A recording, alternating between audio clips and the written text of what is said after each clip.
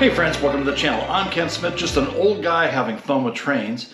And today we're going to have a little fun with this former Grant Line kit. Now this is actually called the second class saloon, but what we're going to do is turn it into, hopefully, a hotel for our little old western town. So let's open it up, check it out, let's get at it. While I'm opening up this kit, I would like to thank our sponsors for today's video. This used to be a former Grant Line products kit. Grant Line was purchased by Juan Details, and I'll put a link in the description, but they are today's sponsor of this video. I'd also like to thank our other sponsors, which is Excel Hand Tools and Blades, as well as Bob Smith Industries, that supplies us with all of the glue for our kits. Now, as we open this up,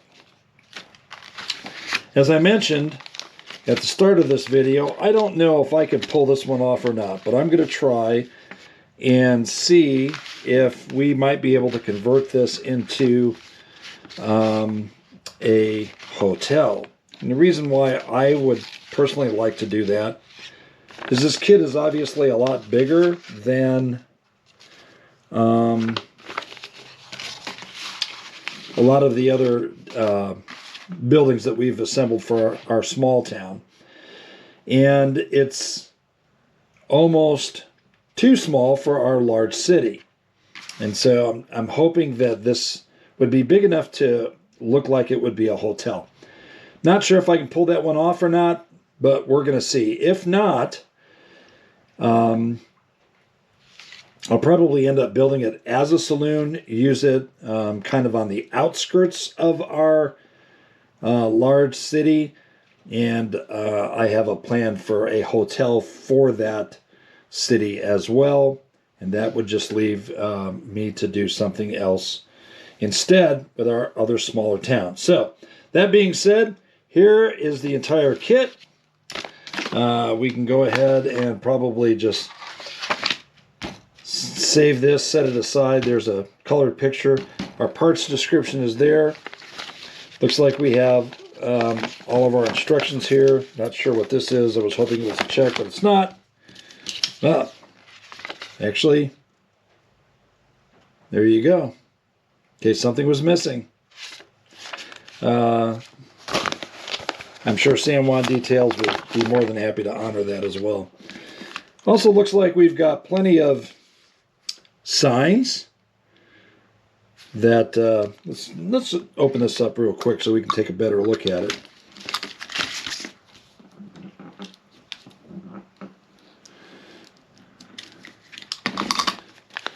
I like that Excel self-healing cutting mat that we use virtually for just about anything and everything. Okay, so this looks like we've got some window shades.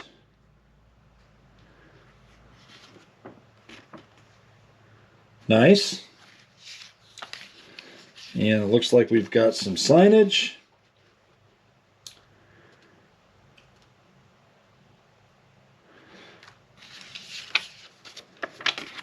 And some other signage.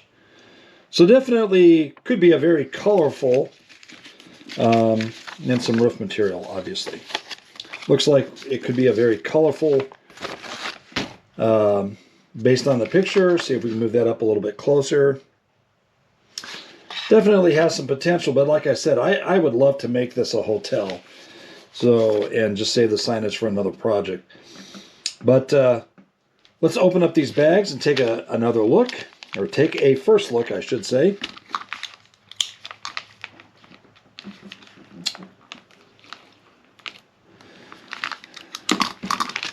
It'll be kind of nice to do a plastic kit. I've been doing a lot of the Craftsman kits in wood.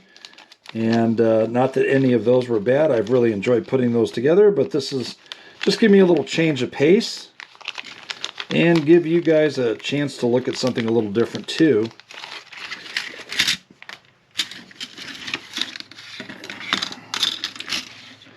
I'm not going to bother to open this up. This looks like our storefront and doors, windows we'll keep that set aside while we just kind of spread this out so you can get a good look at it. And this looks like all of our roofing material, as well as the footprint of the floor.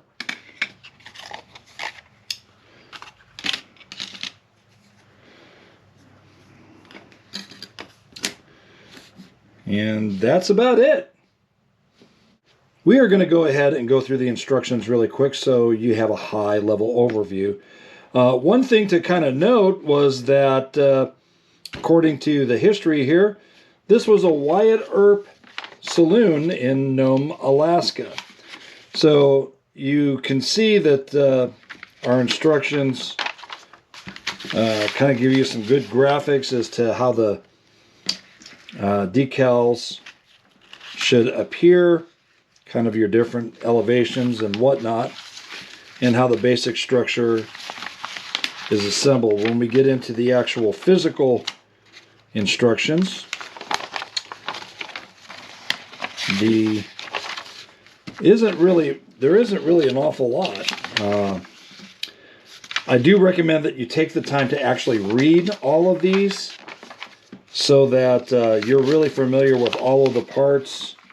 Again, this is just your basic instructions right here, and it gives painting tips and so on and so forth. So just get yourself really familiar with the instructions before you tear into this kit. I like to have a cup of coffee as I work, and so one of the things that I wanted to show y'all was that we actually had a little kind of a damaged part, and I'm sure that I could get this replaced even though it's a former Grant Line kit.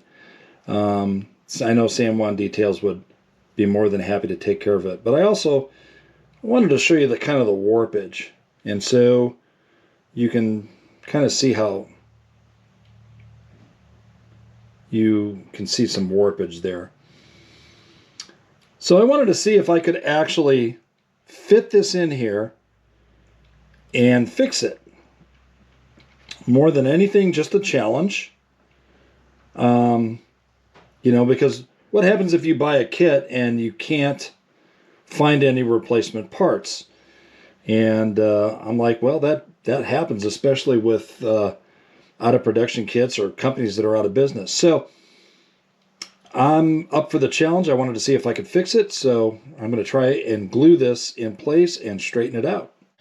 As you can see, I have the town starting to begin to take shape, and one of the things that I noticed was this is actually kind of a tall building, and I moved it away from the train station. Initially I had it sitting over here and actually had all of these buildings kind of moving down, and had the bank over here, and had the kit we're working on right there. But I felt that it dwarfed the train station, and chatted with my lovely bride, who said, I think the building is the right scale, it's the right size, it fits, but some things kind of looks a little big.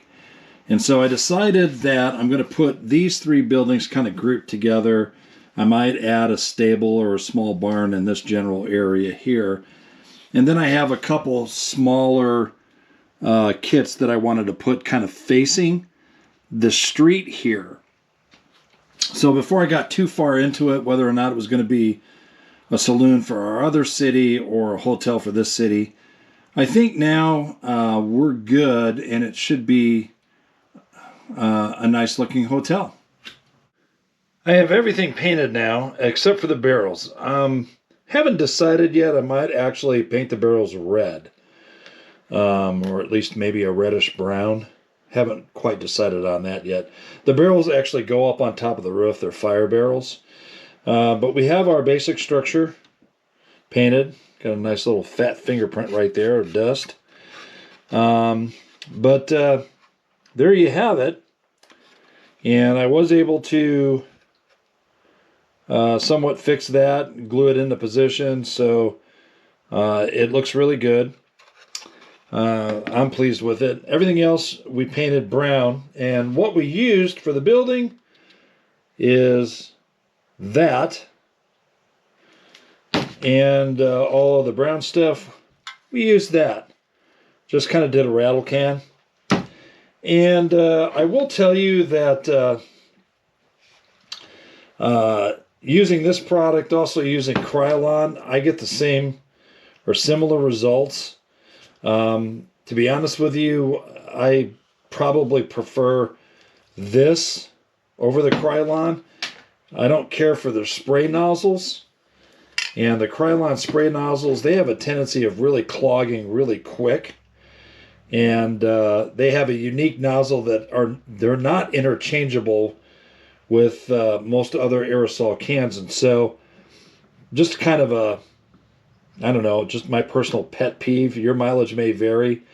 I've tried cleaning those nozzles, spraying the cans upside down for a few seconds, wiping them down, even wiping them down with some mineral spirits. It doesn't matter; they still clog. And again, that's just my personal experience. The other thing too that I just want to kind of point out, when you get ready to install windows, these old Grant Line kits, and I think they have one irritating, at least somewhat irritating flaw for me, is that you almost have to file the openings a little bit so that the windows don't fit in there super snug. If they fit in there super snug, they have a tendency of bending and kind of very unsightly. And so I just take my Excel flat-sided file, and I'll bring this up here a little bit closer. You can kind of see. I just file the window openings just a little bit more, so that when you go to drop in a window, like you see right here, you go to drop in that window, it fits in there much better, and it doesn't bend the panes of the window. And as I mentioned, I use my Excel flat file, which is great for this. And I just go back and forth, trying to do this so you can see it. And just go a couple of times. I find that it's just like fingernails on a chalkboard, isn't it?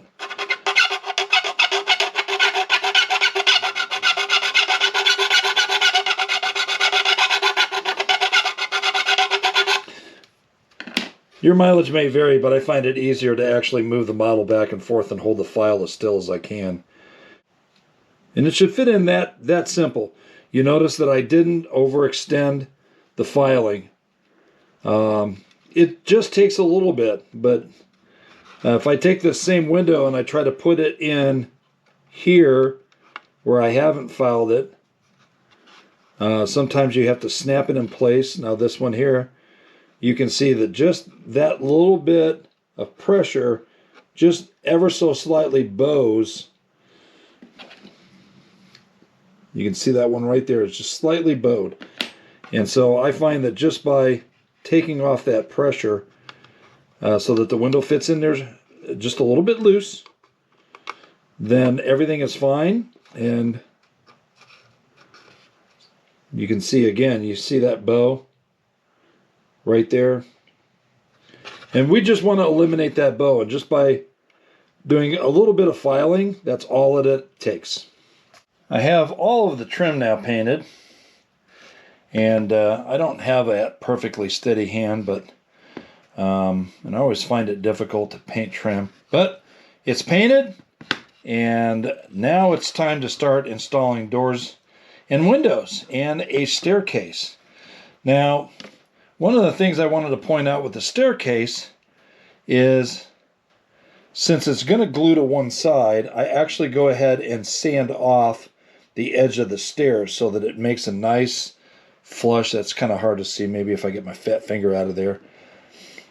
You can see where the stairs are kind of hanging over on one side and they're not on the other. I like sanding off that edge so it just gives me a nice flush surface to attach to. And I do the same thing with the stair landing. You can kind of see that right there too. The plans provide for curtains that literally block out each of the windows. If you look at the color photo here, you'll see all of the windows are blocked out. Now, in and of itself, that's not a bad thing, but since this is going to be kind of close to the layout, these front windows are really huge. And as you can see, if you look close into the windows, you can see all the way through it. Well, I didn't want to necessarily have the ability for a viewer to see through the inside. So what I did, I had a scrap piece of wall, and I actually took just some scrap wood that I had, and I've made essentially a counter for the hotel, kind of a check-in counter. So when you look through, there's a little side door there. So when you look through the front windows, you'll see this. Now, it'll be pretty dark, so you won't be able to see it as bright as it is, because what I also did is just took a piece of scrap wood and essentially cut a second floor to fit in here, and it'll just kind of drop in like so. And then there's our second floor. And then I'll use those curtains to block all of those windows. But you can see just by adding a second floor, I've already darkened it up quite a bit. You can still see that back window there, but once the counter and the wall is glued into place, if a viewer looks through that, that's all they're going to see. And of course, that's what it looks like now before we put the ceiling in, or the second story floor. You can kind of get an overhead shot. Once I drop the floor in, because it's dark, it's definitely going to darken things up when you look inside. Still looks good to me, and I'm really happy with that little bit of effect. Now we just need to put in all the window glazing. Time to show you what we did for our interior. There's our fake wall right there. Put some people in there, some folks that are looking to check in, and we have obviously our proprietor there ready to check them in. So when we look through the window, that's kind of what we see. And really pleased with how that came out. We've got our window coverings that come with the kit. I just went ahead, cut it along the sides like the instructions say, and kind of used some Type-On quick and thick glue. I use that for all my window glazing, as well as the curtains, and that does a wonderful job. We've got it just really looks very nice. I'm really pleased how we've taken a saloon and started to make it look like a hotel. Let me show you our roof and how we've gone about getting that really nice beautiful color and texture. It was real simple. I like using these disposable brushes for this type of technique because you're really going to trash a brush, so get some cheap disposable brushes for this. And get some flat clear coat. What I like doing is I put a light coat of clear coat on top of the panel before I place any chalk on it. And the reason why I do that is it acts as a fixative. And instead of clear coat kind of going over the chalk and kind of muting out the colors of the chalk, instead it acts like a fixative. So by spraying it first and then taking your brush and dipping it into the different colors and then start applying it, you're going to get some of that fixative obviously on the brush. So I like putting a generous amount on it, and I only dip in it once, kind of put it on a separate board where I'm picking up different bits and colors of my chalk weathering, and then just kind of brushing it all on. And then you can actually see where there's actual texture, and it's kind of hard.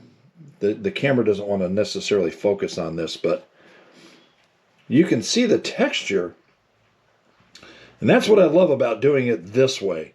It's a lot better than just brushing on chalk and then that fixative that you've applied acts like just like that. It acts like glue, and it's going to secure it down and really last very, very well.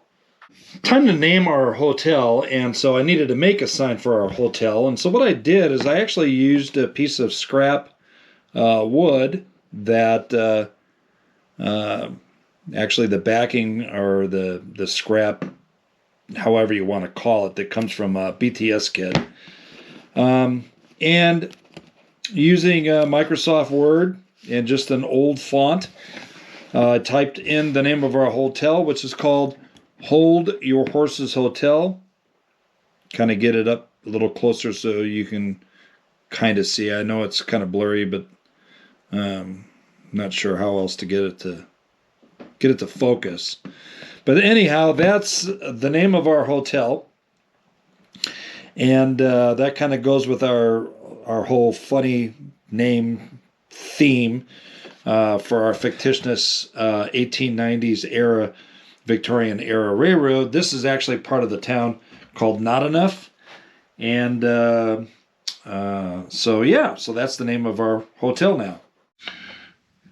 I now have our roof completely done, and I made it so that it's going to be removable. I'll show you what I did to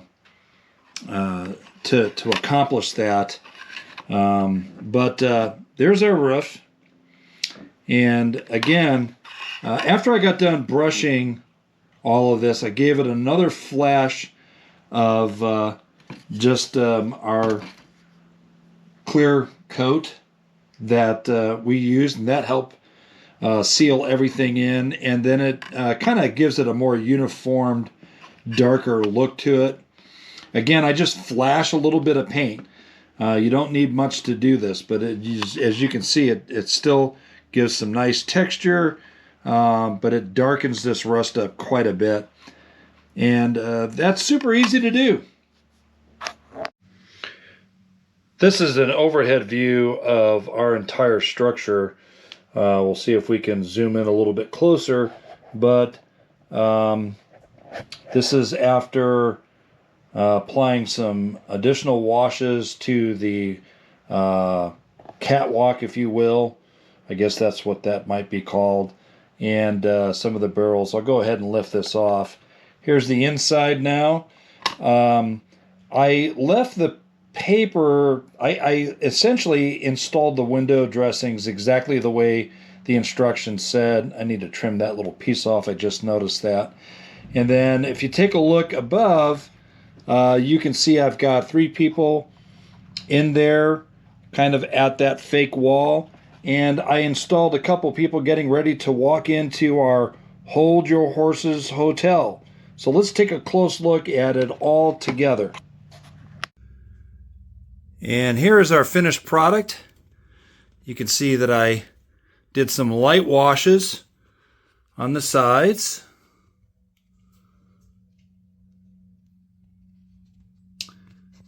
As well as the front and back. I'll go ahead and rotate our model a little bit so you can see our side elevation. The window coverings, I think, look really realistic. I think they work well.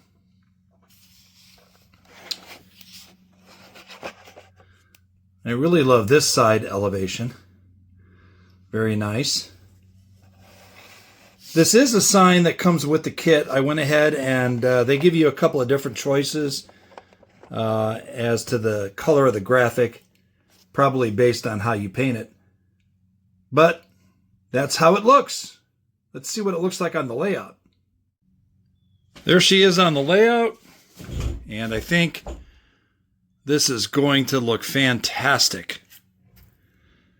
Here's our town starting to take shape. There's our next project that we're going to be working on right there. We'll let you try to take a stab at what kit we're going to put there next. We're also going to, remember we've got a track that's coming right in here. Kind of get down that way. We got a track coming right in here that's going to feed into where our turntable and roundhouse is going to be. But I also want to put a couple of small buildings here facing each other, just to kind of break up the monotonous of buildings all facing one way. That's not how towns are actually built anyway. We've got our row houses right there, our shotgun houses. That's the bridge that I picked up, and I've got a video coming soon on where I actually got that. That's a really cool video. Can't wait to share that with you. But that's a bridge I picked up, and we're going to go ahead and use that. I did decide to move the train station, and I'll kind of give you an idea of where I'm thinking about putting that. And that's right in that location. So it's kind of at an angle, kind of where our flow-through yard is. It fits there a little better, and that is our Not Enough Town really starting to take shape.